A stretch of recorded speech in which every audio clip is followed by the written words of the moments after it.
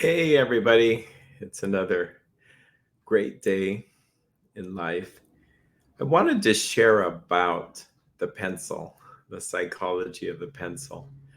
It's an interesting story in that I went to looking around, probably while surfing the internet, or maybe surfing documentaries. I like documentaries. And there was a documentary called The Pencil. And I thought, well, this ought to be interesting. So I watched it. It was kind of a change in perspective. Um, Little did I think it through that well, when the history of mankind in terms of writing, we had pens before we had pencils. Yeah.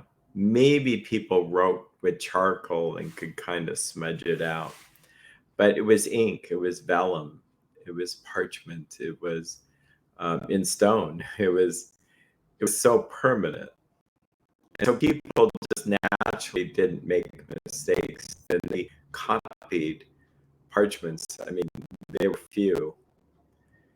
And then when graphite was discovered, that it's an interesting element. Graphite, the word graph, writing is in there, that you could write and have it be erased.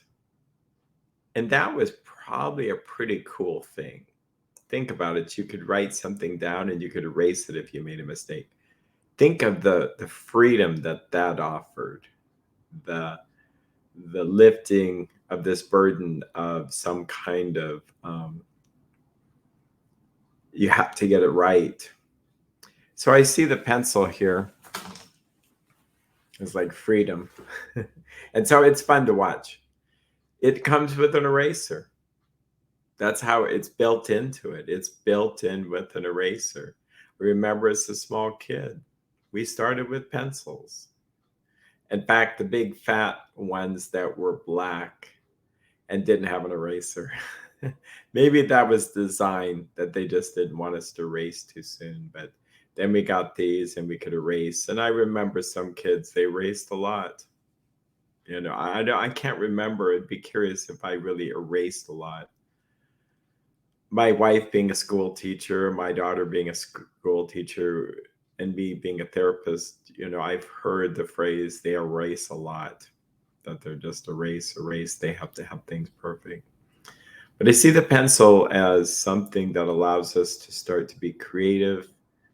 It's okay to make mistakes. It's okay to erase. It's okay to write out a plan and then kind of erase it. Chalk, probably was something similar. You could erase it, but this was like paper. I remember when going from pencil to pen.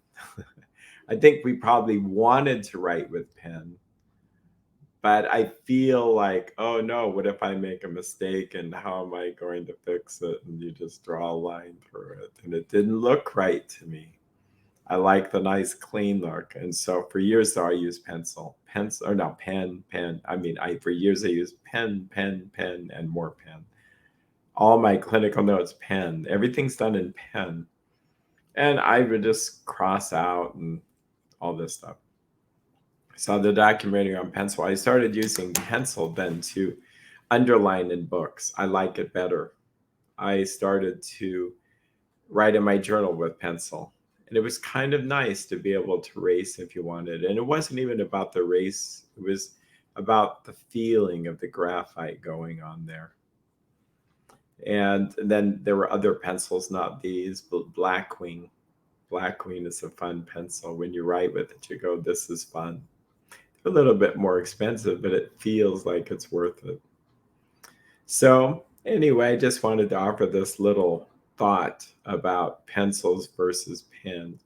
It's not like I don't like pens. In fact, I write a lot, so I looked for the perfect experience to write with pen, and I found these, and so I give them away to my clients. But that feeling of smoothness, when you want that feeling of permanency, that feeling of ink. There's a story that C.S. Lewis wrote his manuscripts with pen because taking time for the ink to dry helped him slow down when it came to writing, to help it be more thoughtful.